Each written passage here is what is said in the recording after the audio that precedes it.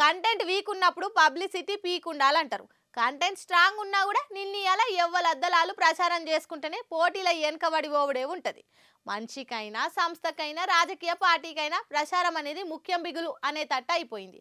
ఇక ఇప్పుడంతా social media జమానా కాబట్టి చాలా పార్టీలు సోషల్ మీడియాల మీద నజరేసి కోట్ల రూపాయలతోటి యాడ్లు చేయిస్తుంటారు.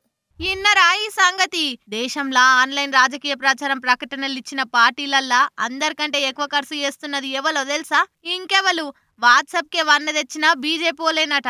ఎవలో ఎల్లయ్య పుల్లయ్య చెప్పింది కాదు, ఇది గూగులోడే చెప్పిన రిపోర్టు. మరి ఆహోహో అనే ఆ పబ్లిసిటీ ఇవాళ మోడీ సార్ను విశ్వగురు అని మున్గ షెట్టెక్కిచ్చేటట్టు చేస్తుంది. బీజేపీల తర్వాత మన తెలంగాణ ఆంధ్రాకొస్తే టీడీపీ ఐపాకోలు తర్వాత వరుసలున్నారు. దేశంలో ఉన్న పార్టీలు నిరుటి నుంచి ఇప్పటిదాకా ఫేస్బుక్ ల యాడ్ల కోసం 63 కోట్లు ఖర్చు పెడితే అందులో బీజేపీ 30 కోట్లు ఖర్చు పెట్టిండ్రు. అటెన్క ఆ తర్వాత సెంట్రల్ బ్యూరో ఆఫ్ కమ్యూనికేషన్ వాళ్ళు 21 కోట్లు ఖర్చు పెట్టిండ్రు.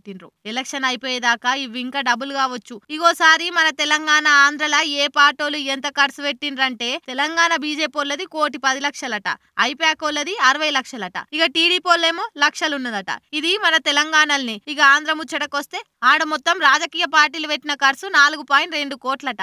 ఐపాకోలదే 2.5 కోట్లున్నది. వాళ్ళ వెనకపోంటి బీజేపీ వాళ్ళే ఉన్నారు. ఆంధ్రల పార్టీకి పతారా లేకున్నా కూడా 65 లక్షలు ఖర్చు పెట్టిండ్రట. ఇక central bureau of communication CBC వాళ్ళేమో 63 లక్షలు పెట్టిండ్రట. ఇక టీడీపీ వాళ్ళది 13 లక్షలు ఉన్నది.